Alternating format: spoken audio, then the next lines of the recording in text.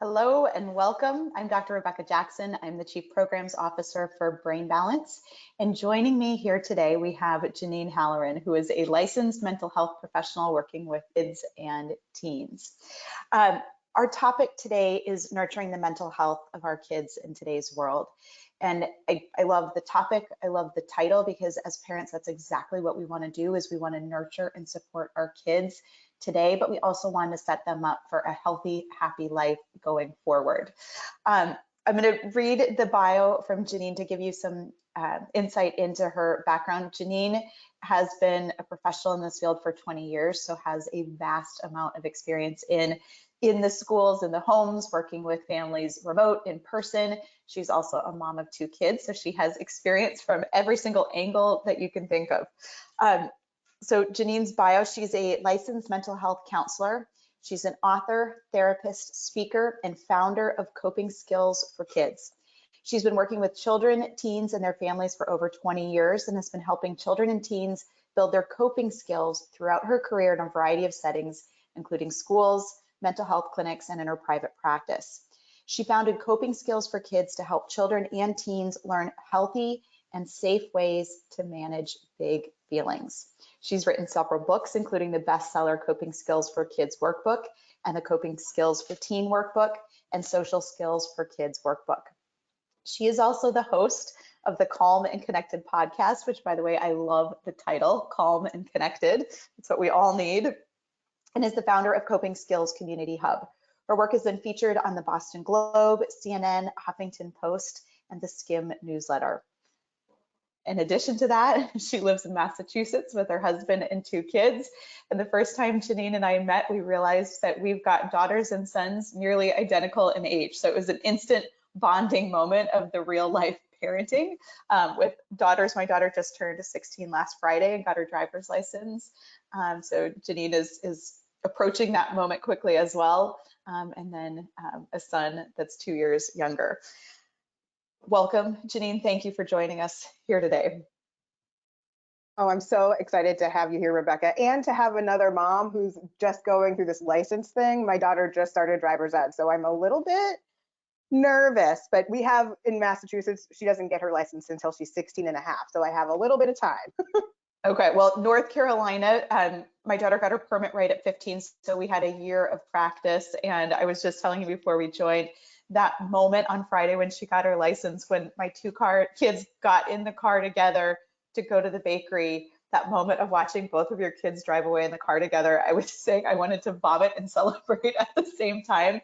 So exciting for them and that increased independence, but we want to nurture them and we want them to be well and safe every single moment. So Janine and I were saying each time we meet, we could talk for a long time. So as always, my job is to keep us on track for time today. As we visit today, we're going to save 10 minutes for questions at the end. So please feel free to type in your question. We'll try to get to as many as we can. And at the end, we'll replay Janine's resources. Her resources and website are just absolutely rich with a tremendous amount of information, and she'll mention them as we're talking. So if there's additional resources or questions that we don't get to, be sure to save to the very end so you can get those links and QR codes to access those resources. But there's so much that I want to be able to cover and talk to you about today. One of the things that I want to start with talking about is the changes that we've seen. You know, we're all coming out of this pandemic world and so much changed so quickly. And I feel like such a grandma every time I say, you know, the world is so different now than it was when I was growing up, but it's true. And the world will continue to change. But I want to talk about, from your perspective, you know, what are the changes that have taken place that have an impact on our kids' mental health and well-being in the moment, as also as we look forward for our kids as they grow and develop? You know, I think one of the things that has really been a significant change is just how much stuff that they are more aware of now, right? So before, it was sort of like we were all in this little bubble of feeling like we had a lot more control than we actually really do in life, and there's nothing like a pandemic to let you know what you can control and what you can't control. And that was something that was completely out of our control. So that was hard for all of us as just humans. But I think the additional layer of having to try and get educated at that point to continue to grow and develop and do all the things that you need to do as a developing child, sort in a separate space. Like, obviously family is important, but you get to a certain point in development and you really need to be connecting with other people. You need to be connecting with peers. You need to be connecting with older kids. You need to be connecting with younger kids. It's like the best thing that you can do for development. So we had this moment where we had to pause and we had to shift and think about things differently. And then we're coming out of it. And then people are at all these different levels now, right? There are kids that did pretty well academically and managed to fly right through and are doing okay and maybe have a couple missing things. But there are other kids that are really struggling. Same emotionally. There are some kids who are able to do it and like have a little bit of stuff here and there.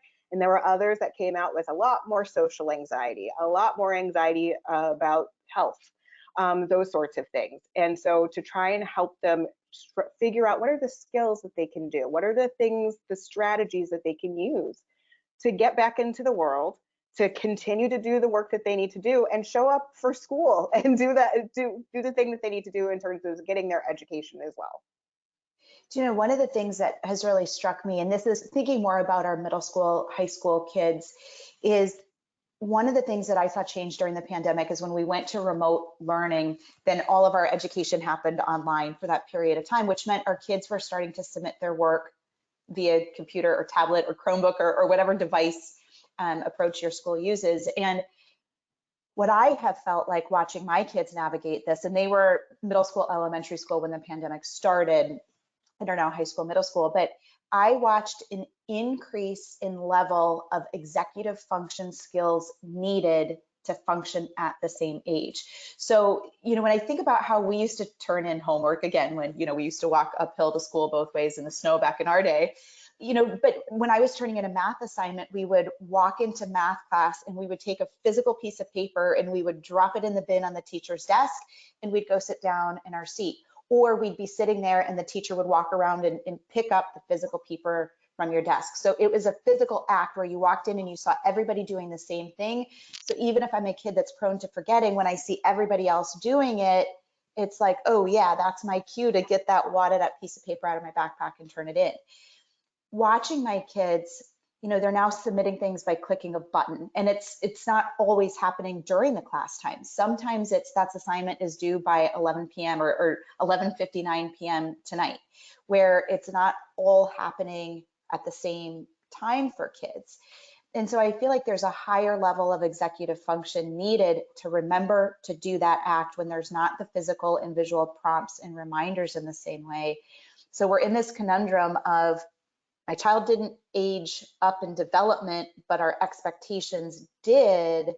Have you noticed that, or what are your thoughts on the increase in executive function demands that we've seen on kids today?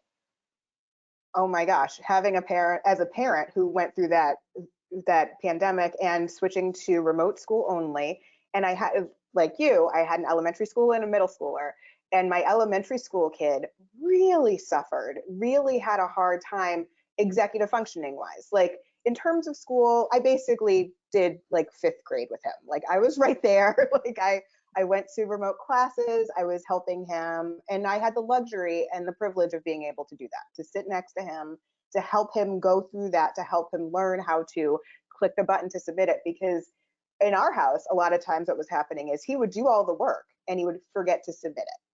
And then he would, you know what I mean? And so it's those like sort of things.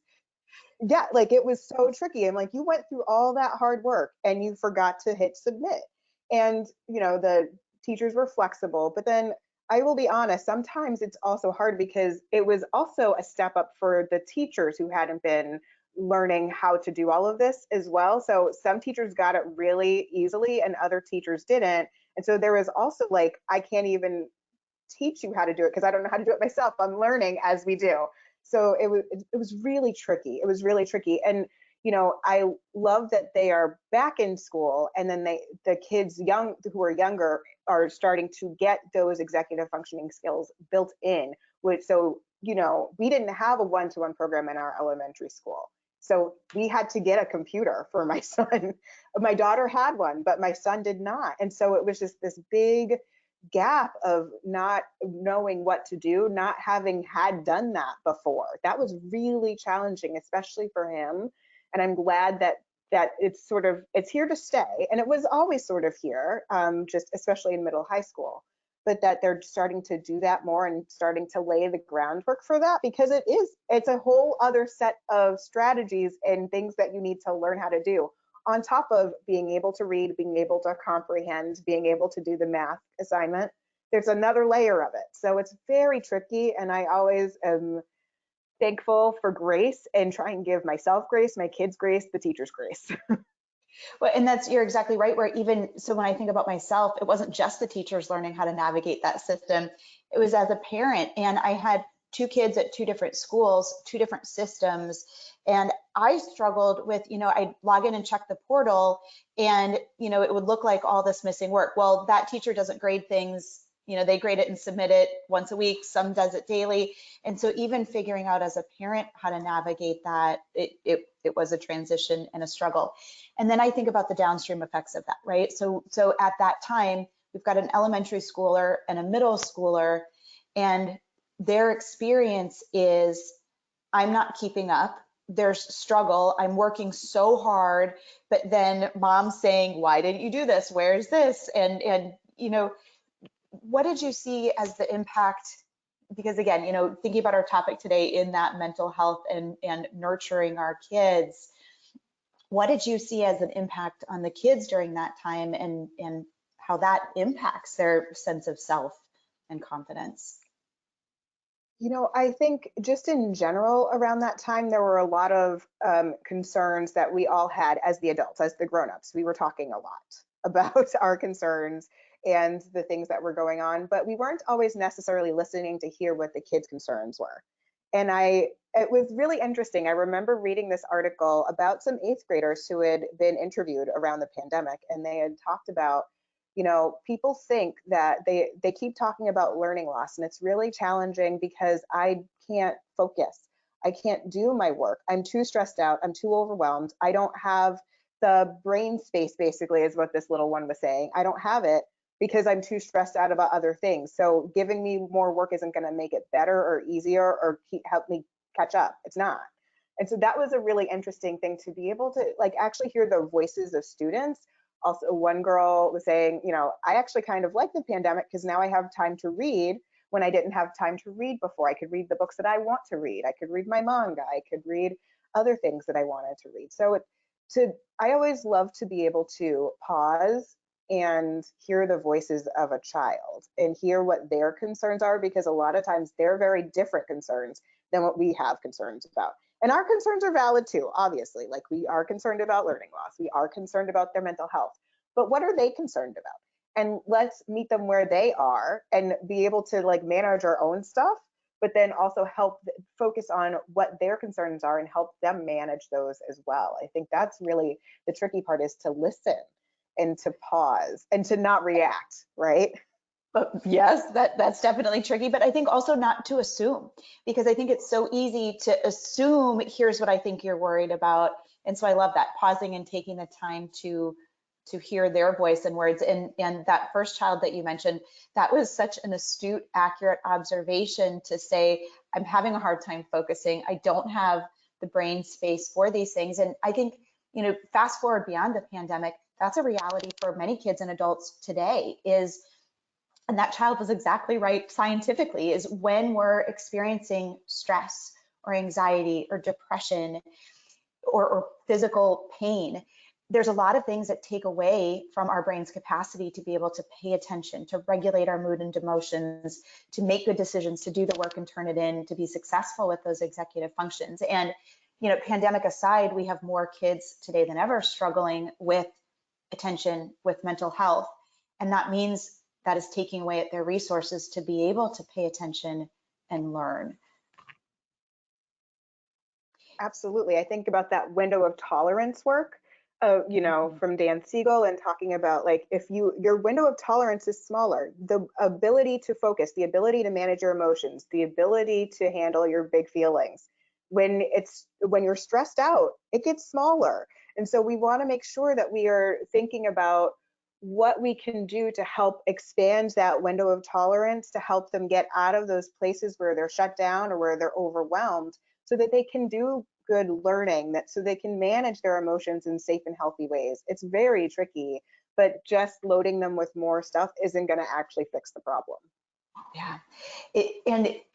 And that is, when we think about that window, if we start with a child that is on track with typical healthy development, there's that set window. But when there's immaturity in development, that's already closed that window, narrowed that threshold, and then you add stress, change, pain, all these other things, and it can close that window more and more.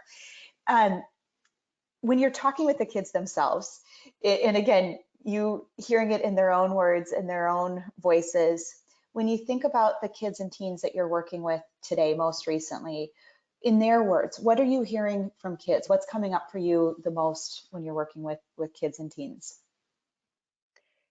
I see a lot of kids who are dealing with anxiety, actually. I see a lot of them dealing with different types of anxiety, fear of large crowds, actually, fear of throwing up, fear of getting sick, and just generalized anxiety disorder, just sort of anxious in their daily lives about everything that sort of comes to in their world. So like getting up and doing presentations in front of the class, having to go to the gymnasium for a big gathering of people. So that is what I'm hearing from a lot of my clients, is that they're just feeling anxious about things and they would like some different things that they can do. They want to try and figure out what they can do because they don't like it, right? Like it doesn't feel good to them. They don't feel great about it. Like they're like, sometimes they just get really annoyed and irritated with themselves. They're like, I just don't want to feel this way anymore.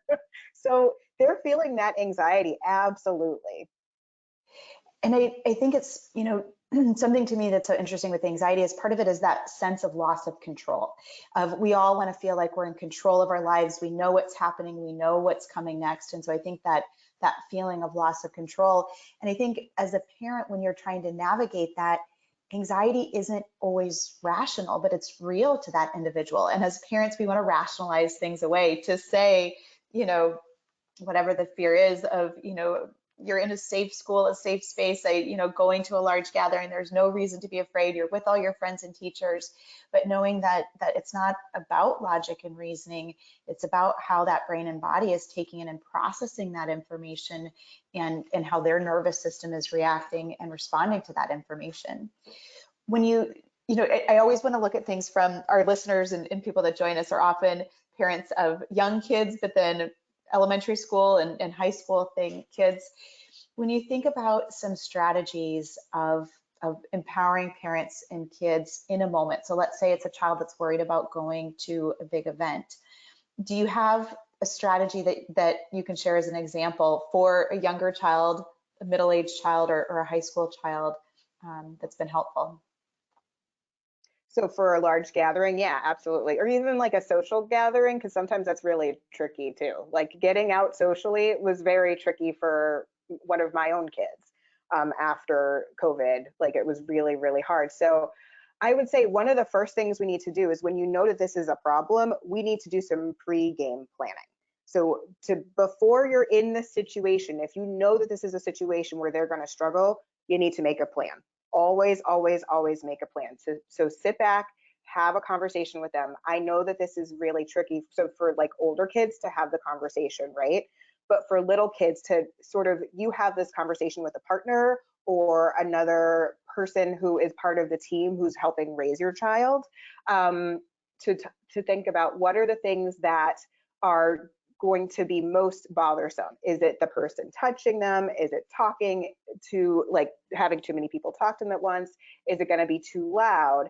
And using that information to come up with some strategies. So sometimes for little kids, it can be too loud, right? It just is too loud, too much, too overwhelming, too overstimulating. So making sure that they potentially go into the situation and get gradually. So they're not like bombarded by all these people who love them and want to see them and are so excited to see them and do all this stuff. But at the same time, it feels very it can be really overwhelming for a little one. So to be able to talk with the people whose party it is or wherever you're going and think about how can we enter slowly and make a little bit of step here, a little bit of step there. Where can we stand so that it doesn't feel overwhelming? Should we stand near the back? Should we, and you might need to be like thinking about this as you're looking at the place where you are, like where is the best place for me to be so I can scoot out if I need to?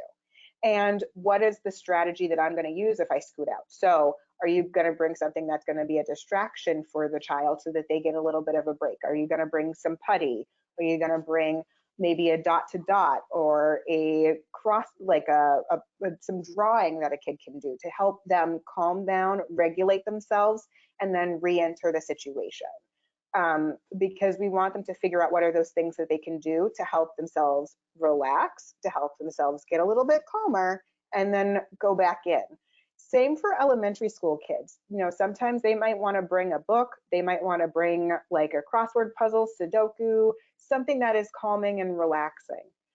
Some kids really need to do a little bit of movement to get some of that extra energy out. So like being able to just take a quick walk, being able to maybe squeeze and release your fists, even doing like a little squeeze hug, that can be helpful as well.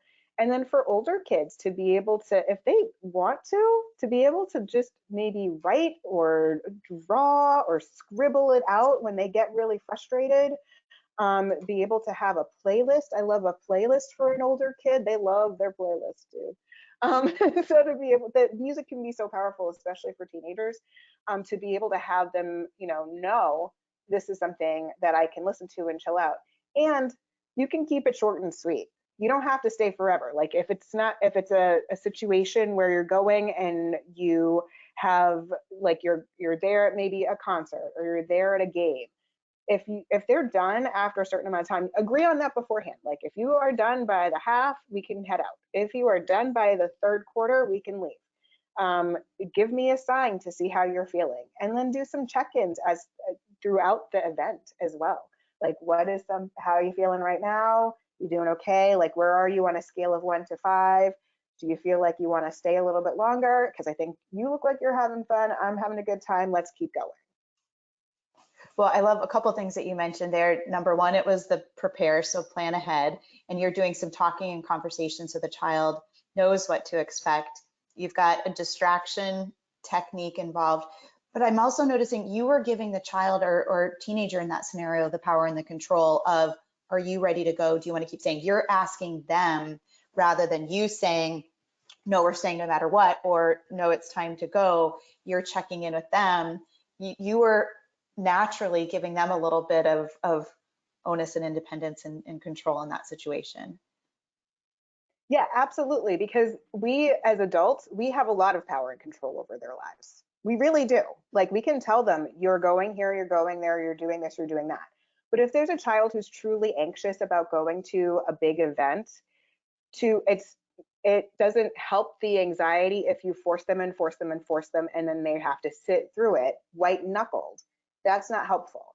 But it's also not helpful to completely avoid it, right? So you have to find this delicate balance of like push and pull. So you push a little bit, you find a place that feels comfortable, that kind of pushes it a little bit, and then it's done. But then they've had the success of actually doing it, because the thing that I don't want families to do is just to not do those things at all, because then your world becomes smaller and smaller and smaller. Then, oh, I can't do this, so then I can't do that, and then I can't do this, and I can't do that. And suddenly you're at home, and that's not fun, and that's not connecting with other people. So while it is hard and it doesn't always feel great, you can sit with the uncomfortableness. You can try and figure out what strategies you can use while you're sitting with that uncomfortableness, and you can set a limit. Like, I am done after an hour. Cool, we're done after an hour. And I think this works for adults as well. It's not just kids that have to settle into the uncomfortableness. But I love what you just said with that push-pull, and then celebrating the little wins along the way. And so you didn't want to do this. You weren't looking forward to it. You did it. You did an amazing job. Guess what? We had a little bit of fun. You're capable. You're able to do that, so that you're able to kind of hopefully build and grow from there. You also touched on something briefly that I want to talk about so much more as you use the word regulation. And I know for you, that self-regulation piece was a huge piece in your career, kind of springboarding you into what you've described as the accidental author scenario that you were in. But, talk to us a little bit about the concept of regulation, self-regulation, what you see in kids when that's developing in a typical on-track fashion, and when you need to step in and help. So talk to us a little bit about the concept of regulation. So kids start to learn how to regulate themselves. Actually, they even start to do it when they're babies, like when they're sucking their thumb, when they're moving their bodies. They're learning how to regulate their bodies. We see it more typically, I think, when we get to like toddlerhood and they are playing with other people and maybe pushing or pulling or hair pulling or knocking things over, snatching things from people. But here's the thing, naturally playing, just being able to play helps kids learn how to self-regulate, helps little ones learn how to self-regulate, which is why I am a huge advocate for like open-ended play, making sure that kids get an opportunity to play, because that's how they learn how to regulate themselves and interact with other people. So if you want to keep the play going, if you want to continue to play kitchen with your buddy, you have to be able to self-regulate so that you are taking turns, you are holding in all, like not exploding on them and snatching things, but you have to wait. And you learn all these things like patience. And so I love the aspect of using play and the power that play has to teach self-regulation naturally to little ones. And as we get older, the kids' brains get stronger in that aspect, and it takes some time. And we can see that, their frontal lobe is coming online the bigger they get. And especially during elementary school, there's more of a constant development. In teenagers, their brains are actually very similar to toddler brains, in terms of like fits and starts. So one day they like can problem solve and do everything and manage all their schedules and do all their homework and get it all done. And then one day their shoelace breaks and it's over, right? Like that is how it is. With toddlers and teenagers, that's okay. That's developmentally appropriate. A little bit frustrating as a parent, fine. But it's developmentally appropriate. And that's what I have to tell myself as a mom when things are going the wrong way on a day, right? So we see that development, and as they get older, they get better at it. They're able to self-regulate for longer. They're able to use more skills. They're able to self-regulate in lots of different places. So it's kind of fun, actually, being a parent, to watch that change and development and that growth over time.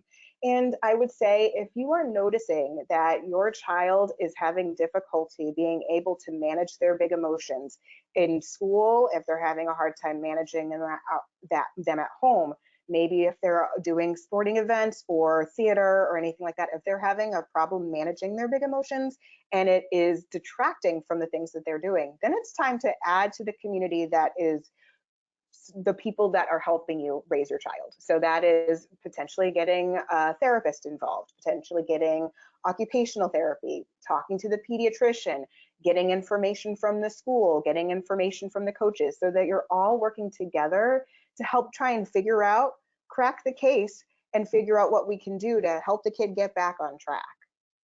Well, and I think there's a couple pieces there. When I think about an older child struggling with self-regulation, there's emotions that come with that for them, not just in the moment where they're out of control. So they're experiencing a big emotion and maybe not handling it well. But then for our older students, they often have the awareness to be aware after the fact. And so maybe they couldn't control it in the moment, but after the fact, there can be feelings of shame or embarrassment, or just the unpacking of the emotions of, I felt out of control. I didn't like how I felt. I don't want that to happen again. So now I'm worried about that. So I think there's an element of, if we're not coaching and helping our kids to develop those healthy coping strategies, those healthy regulation strategies, it's more than just about that moment. There's more that goes around. And then I think it's also interesting as a parent, as you were saying, to watch watch how our kids self-regulate and watch how that evolves over time. But I think it's interesting as a parent to watch that and learn that about your kids. And that wasn't something that I was intuitively, naturally aware of in my own kids. And if I really started to think about it, I could say, okay, yeah, here's how one handles things versus another. And so, you know, with one of my kids, it's going to be really holding everything inside and going to their room and, you know, taking time independently as those emotions build and get big. But so I think it's interesting to tune into that, and also in yourself.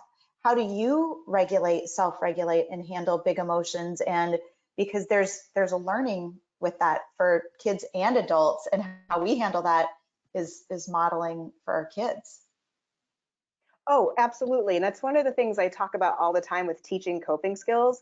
And this comes up all the time. Adults always say, well, I need coping skills. And I say, absolutely, you do. And I talk about my own coping skills all the time.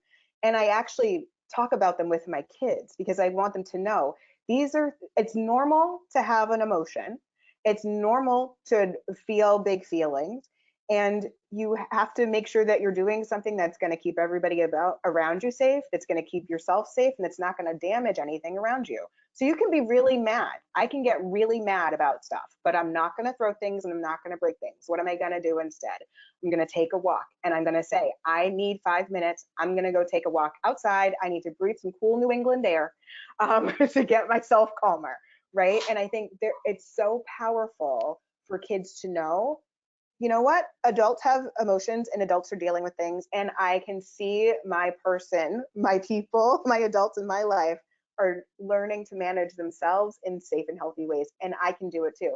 And it's really interesting having worked with kids and then having kids of my own. It never fails to surprise me how different kids are. Like, I gave birth to two very different children. Like they're like night and day. In terms of how they cope. They really are. Like, one is I have to move, I need to run, I need to jump, I need to like get out and just get my body moving.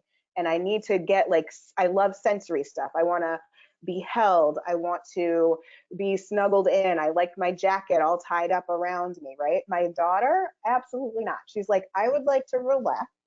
I would like to do a progressive muscle relaxation. I would like to draw. I would like to talk with my friends. It's like they're like two different children with the same parents. And then that's how it is when I work with kids. It's like, okay, so you're a kid with anxiety, phenomenal. Let's figure out what works for you.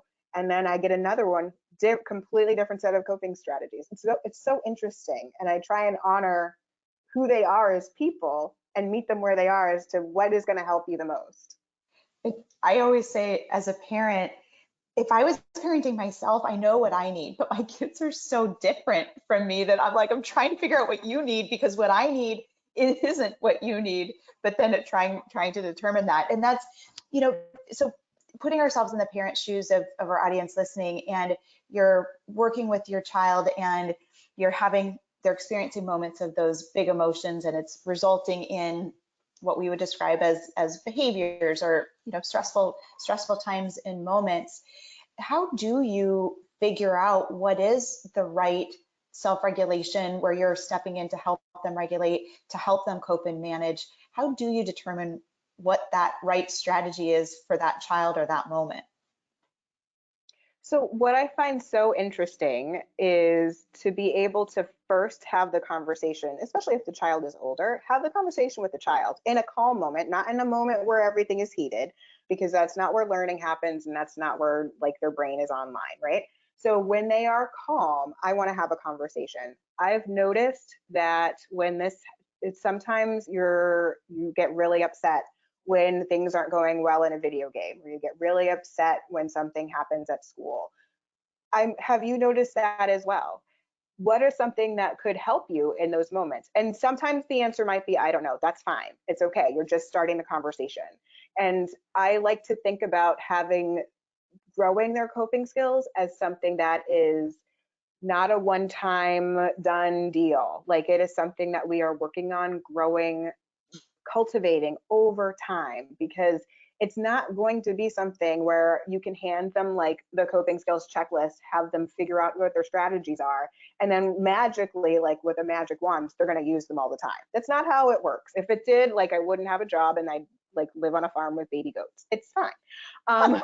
But since I can't do that, that's not how it works. So it becomes a conversation where, okay, I don't know what those are. That's fine. Then let's try and figure out what those things are. Let's try and talk through that. Like, then you as the parent sometimes become the detective. So I always had to like, I thought about like having like a little detective glass on and like using my magnifying glass to figure out what are the things that they like to do? How would they spend their free time if they could? What are the things that would bring them a lot of joy when they were little, right? What have you noticed about the things that make them feel happy, make the things that they would choose to do if they had 6 extra hours in a day? What would they do, right? And so that's a good starting point. Another thing that I like to do actually with kids is do the coping skills checklist. That's part of that handout. And I will go through and help kids figure out like, what are the things that you already do? What are the things that you have tried and you don't like? And what are the things that you want to try? So I think it's funny because I actually have this. I have one because I just did it yesterday with one of my clients. And I don't do the whole thing. Like it's the one that I gave you has 2 of these like all these like different strategies, but I don't do the whole thing all at once. I just take a few moments and go through it with a child, and we'll say like yesterday we talked about things that she likes to do for distraction. So she likes gardening. She gardens with her parents. She really likes that. She's a creative thinker. She loves that. She's never made up her own game and she'd like to try it sometime. And so I said, okay. She likes to clean and organize other people's things because she was cleaning out my pencil box. She's like, I don't like to clean my room, but I like to clean other people's stuff. And I was like, well, I'm sure your mom would love to hear that. You can clean your brother's room and you can clean your sister's room. Like, I guess that's what's happening. So, and she likes to listen to music. And so it's just starting that conversation of like, what are the things that spark you? What are the things that you enjoy? What are those things that you can do that can help you relax and calm and chill out in those moments when you are having some really big feelings? And not all coping skills work for all feelings. So like what works when you're angry doesn't work when you feel sad, and doesn't work when maybe you feel anxious, maybe when you feel worried. Like you sort of have to have strategies for each of those like sort of big feelings you feel, that where you could have some big feelings that sort of spill out in a way that is unhealthy. So you've got to come up with some strategies that are healthier. I love that. So we're being a detective as a parent, and I love starting with what brings them joy and what the kids like. And that's naturally going to be a distraction that's helpful to us. So uncovering that this child loves music, that could be a great, next time you're experiencing big emotions, here's a great time to just take a few minutes to yourself and listen to a few of your favorite songs. And I love starting with the positives of showing them, here's what you're already doing. So you're already doing this, and now we get to grow it and continue to practice it to get even better. And I have to admit, this is true confession time. The word coping skills has been a phrase that I haven't liked. To me, it's been I'm all about understanding the maturity and development of the brain, and I want to create change. And so to me, I have felt like coping skills are what you do when there's an immaturity or a challenge, and I want to change the brain so you don't need those coping skills.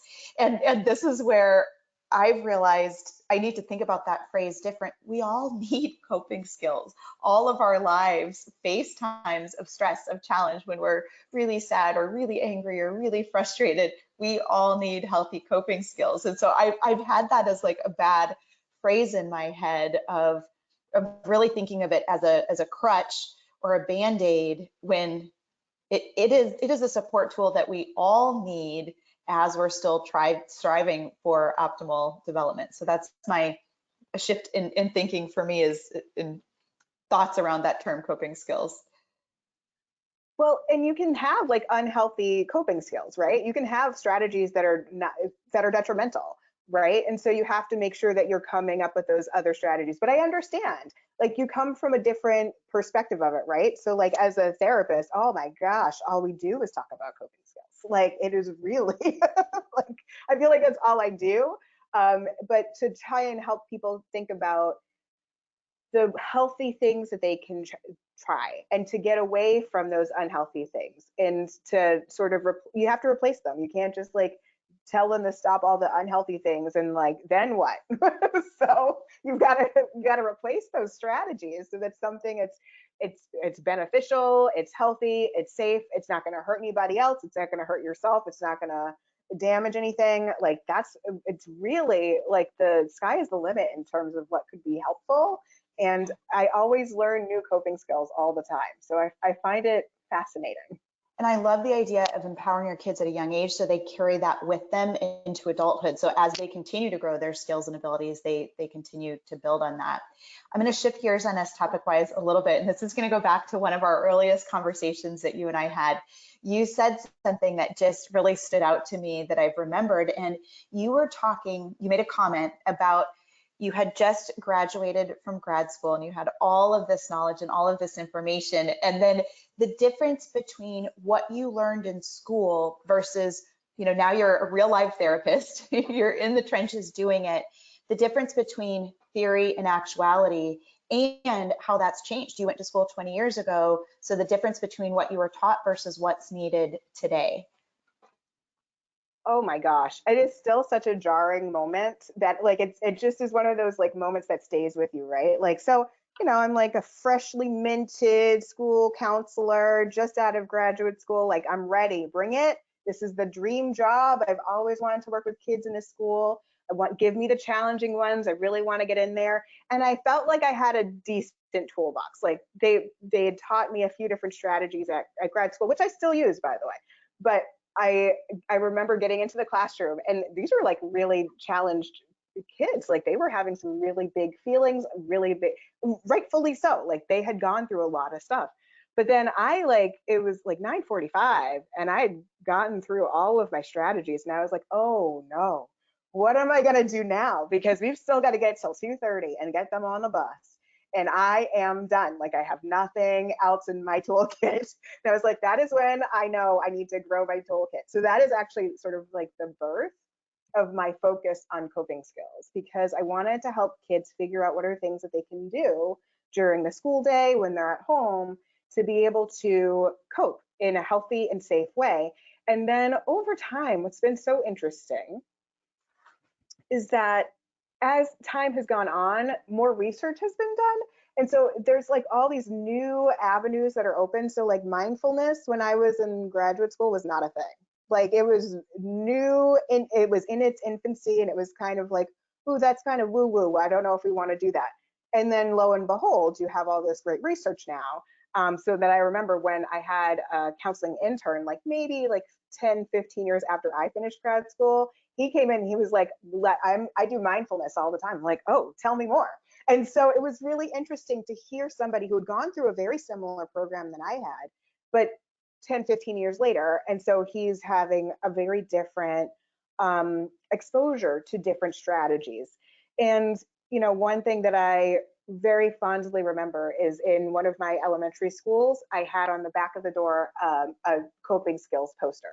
And anytime a kid would come up with a new strategy, I'd say, I can write it or you can write it, whatever you want. So because I want other kids to know this is a strategy that worked for this one, so it might work for you. This is a strategy that somebody else in your school thought that it was going to work and worked for them.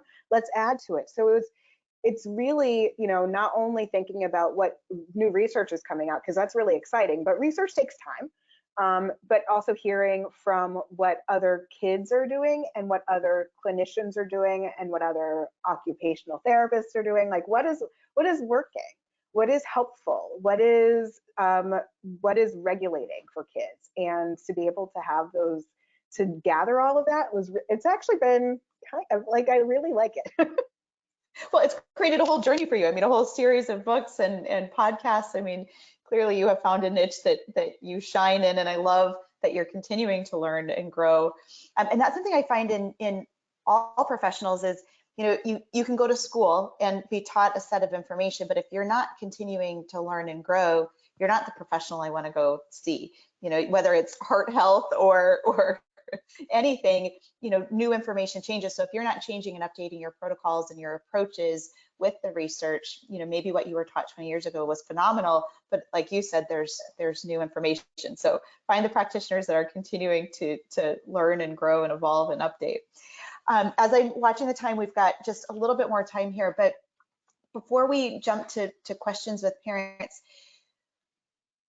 as a parent, and I know you can't drill down to one thing, but when we think about supporting the mental health of our kids, what is your, if you could grant all the parents here one wish of what they're doing and providing for their kids, for their well-being, and then parents always ask the question, when to worry. So that's my next question, is your golden nugget and when to worry. Okay, so my golden nugget is talk about feelings. Just talk about it. Start from when they're little. And you can start when they're little, like 2 or 3, with happy, mad, and sad. That is it. To be able to start having the conversation for them to be able to label their feeling, because one of the best things to do in order to help kids self-regulate is to name their emotion. Name it to tame it. So it's really it's incredibly powerful when kids are able to do that. And I'm sorry, my dog is barking. I don't know if you can hear that at all. Real life, it's okay. Yeah, no, it is just fine. Like, my husband's on a call too, so here we are. And so it is one of those things where I have felt it really makes an impact when you can start having those conversations about feelings when they're young, because then they're more able to label their feelings. The bigger they get, the more complex feelings they have, the easier it is for them to name it. And I start with even just talking about the feelings of characters in books, talking about the feelings of characters in TV shows. There are some great social emotional shows for little ones, and even for shows that aren't necessarily really social and emotionally focused as kids get older. Like, I would talk about how Harry Potter would feel. I talked about how Hermione would feel. I would talk about the different characters that they are reading and watching, and having them sort of start to try and imagine, what could their feeling be? What do you think you would feel if you were in this situation? To really start that conversation about feelings, and just being able to check in about it. Like, today I feel frustrated. Today I feel happy. Today I'm excited. To just be able to, as a parent, model that, right? And then in terms, I was going to say, I think that's doing 2 things. Number one, it's building awareness in themselves of, I can see it and recognize it in somebody else, so that helps me identify it in myself.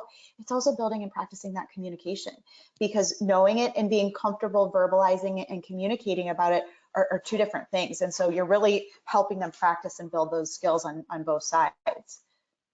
Yeah, and I would say, if you are noticing that they're having some really big changes in their eating patterns, their sleeping patterns, the way that they are interacting with their peers, like they're not hanging out anymore like they used to. They are not interested in the things they used to be interested in at all.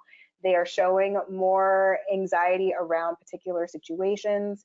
If they have a fear of a particular fear, or just anxiety in general, and it's lasting longer than a few weeks, then it's time to just reach out.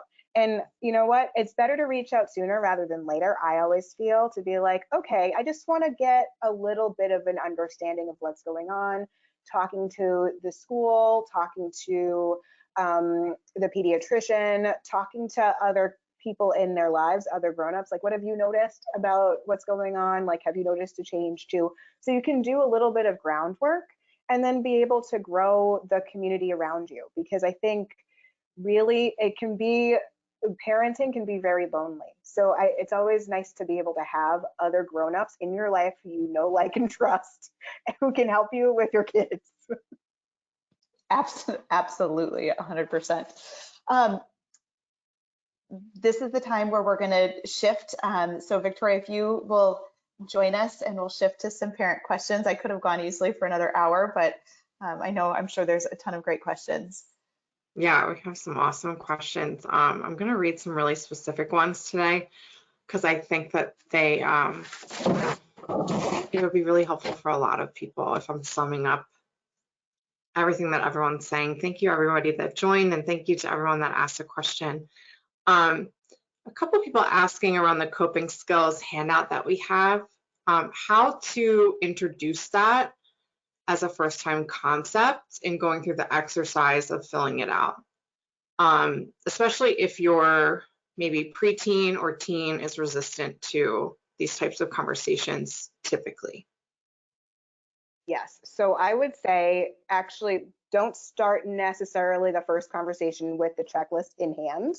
You can start with just saying, you know, I'm noticing like there are times when we all feel like some emotions, right? Like you're getting frustrated, and use examples from their life, right? Or use examples from your own life to talk about, you know, I was really frustrated and I was able to handle that frustration by being able to take a cold sip of water. I'm wondering, when you get frustrated, what's something that you do? And if they're like, I don't know, I'm like, well, I'm wondering if there's a way that we could start to like explore that a little bit and try and help you figure out what are some strategies that you can use. And then you can say like, there's this checklist, and you can blame me. You can be like, there's this weird woman named Janine. She thought it would be a really good idea. Like you can use that with your preteen and teen. That's fine. Blame me. It's okay. And to talk about what you like, she thinks it's a really good idea that we do this, so I'm just going to give it a shot. I don't know. I also would wonder if it makes sense. I've never actually tried this. Well, I do it all the time though. When I'm working with a kid, I talk about my own strategies as I go through it with them. So I'm like, oh, this one really works for me. I like doing this one. It's something that really helps me calm down. So even if they're not doing it, you can actually like go through it and sort of like model for them, and they take in more than you think that they'll take in, even if they're resistant. And then so, like if you want to, like I've had parents actually like leave the book or leave the checklist in the kid's room, and they're like, he was reading it later by himself with nobody around. And I'm like, that's fine, whatever it takes, whatever it is that gets you having the conversation. And then also sometimes for kids, it's too much to talk about it necessarily face to face. So you could do it, you could have the conversation like in the car, or like over dinner, or when like doing something, like you need a second thing to be doing, like having a cup of tea or something like that. So it's not so intense where you're talking about it just with the two of you, like eyes face to face, like let's make lots of weird eye contact, right? And then the other thing I would think, I've talked a lot about this with people, so I have a lot of ideas. The other thing, sometimes it's easier to like write about it. So for kids who are a little bit resistant, you can try like writing in a journal, sticking it under their pillow, and then inviting them to write you back to have the conversation about it. Ooh, and one other thing. So sorry, I know it's a lot. The other thing, sometimes it's easier to talk about other people. So ask them about their friends. Like, what does your friend do when they get mad? What do you think about that? So lots of different ways to sort of approach the conversation from a different perspective, where it doesn't feel as intense as like sitting down and like we're having a serious conversation about your lack of coping skills. Even though that's what you're thinking in your head, you're going to deliver it so much better than the thoughts in your head. That's in my bubble. I'm going to keep it in my bubble. Okay, that was all. I mean, that was so informative and so incredibly helpful. Thank you. I have a mom that asked a question that I just think that so many of us parents can relate to, and that's that what are some specific coping skills? I could use this in my house for how to get through the morning routine. So if there's a meltdown during the morning routine, some of these coping skills we discussed today may not be the best idea because there's a timestamp on the time you have to get out the door, which I think a lot of times then any of those coping skills might push back that time that we leave. The mom that asked this question in particular said she has an 8-year-old daughter, but you know, I have a 3-year-old, relates to me too. It's like when we have a meltdown and we're trying to leave, my coping skills are out the door. My son's coping skills are out the door, right? It just is, it's very difficult to take a second when you needed to leave a second ago. So, oh yeah, absolutely. So one thing that I like to try and do is like quick strategies that you can do. So sometimes, honestly, taking a drink of water, cold water, to like take that sip can sometimes snap kids out of that that spot. Sometimes I actually also like to do some breathing techniques. So finding a technique that you can do together to get everybody calm. So like you're getting irritated, they're getting irritated, and it really is work. Trust me, I know. I used to have elementary school kids that would refuse to put on shoes. It is fine. Here we are. They're teenagers now and they do it with no problem. So trust me, it gets better. But like, it's one of those things where initially you have to slow down as much as you possibly can. And then the other thing I used to do, just like practically, is I would make a checklist. I would make a little thing of like, you have to get your shoes on, you have to get your lunch, you have to do this, you have to do that. And then to have the kid be the one who's like, okay, I did this, I moved, and you're physically moving this thing from it's not done to it's done, to give them a little bit of control in that situation as much as you can. That's been really helpful. I've done that for several families that I've worked with, and they found it to be very helpful. And it's really interesting, especially if the kid is older. Like I actually just did it with another one of my clients. She actually knew she melts down all the time in the morning. She knew exactly what she needed to do. The parents were like, she doesn't know. I'm like, oh, absolutely she does. She just wrote this herself. I didn't prompt her at all. She knows the 8 steps she needs to do in the morning. But now let's figure out what she needs how to help her do it. So if it's a list that she wrote and a list that she can move over, it's better now, where she has some control. Like it's in her handwriting. I know I need to do these things. These are the things that are my expectations. Is it perfect? Absolutely not, because she's human and we are too. But it does help to actually have like a visual checklist to have them move the things like it's not done, it's done. It's not done, it's done, if that makes sense. And I love that takes away one of the things in my house is, so for example, Saturday morning, I said, Morgan, you need to make sure you clean your room before you go do X, Y, and Z. And her response was, oh, I was already going to do it, but now that you told me to do it, I don't want to do it. So you are allowing that child to, again, feel like they have some autonomy and independence.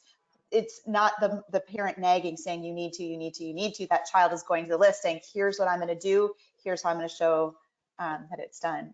Well, Janine, yeah, one of my favorite things about you, you are just so real. I mean, every time I talk with you, it's like hanging out with a friend over coffee, but I walk away with so much more information. So I hope, I'm sure I'm not alone in feeling this today. I'm walking away with that sense of I need to be a detective to learn what relaxes my child, what helps, so I can help guide their coping strategies. Coping strategies are something we all need that help us in the moment. And it's something to grow and work on over the long haul. And we need different coping strategies for different scenarios. And what works one day may not work another.